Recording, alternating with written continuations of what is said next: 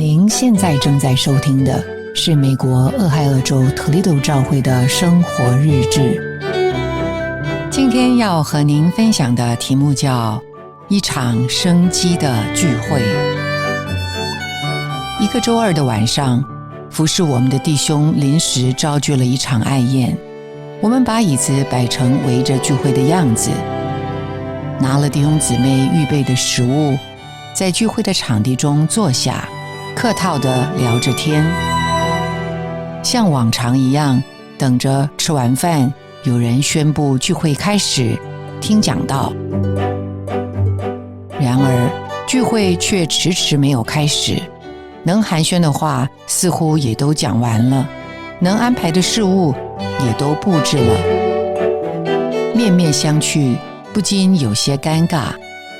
聚会什么时候能开始呢？这个时候，在服侍的弟兄周围聚集了一些圣徒，听他讲话，别的圣徒也渐渐挪了过去。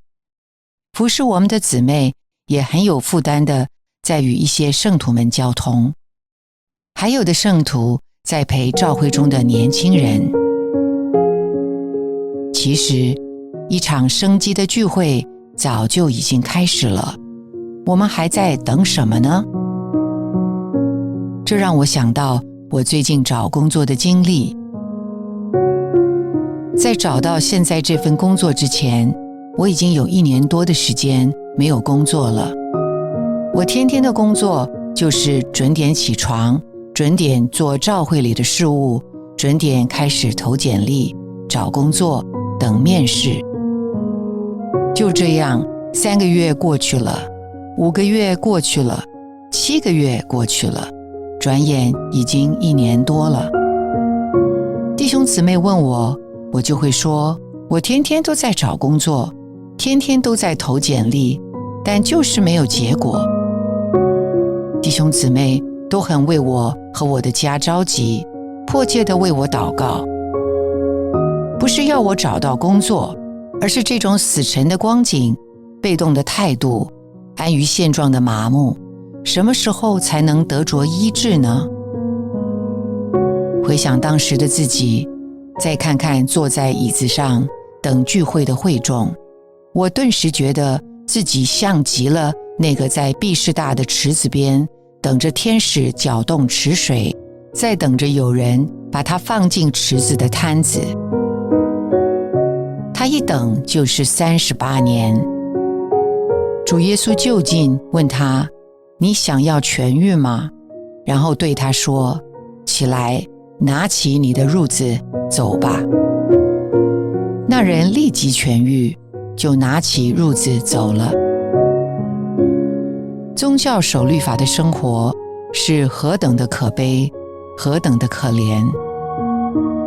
等着聚会，等着别人先开口，等着被安排任务的人生是何等的死沉，而主所赐的生命却是何等新鲜，满了活力。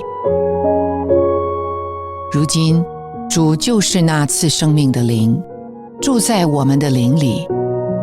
他现在就问，你想要痊愈吗？拿起你的褥子走吧。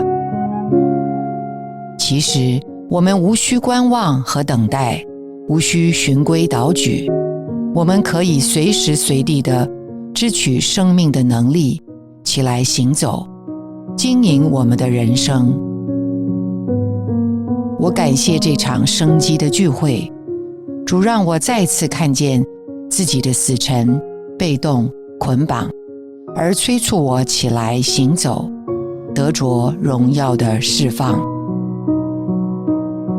的确，教会不是毕士大的池子，乃是神的活力显出。感谢您的收听，希望您能从今天的信息中得到亮光和启示。你的点赞、留言、分享、转发是我们持续制作的动力。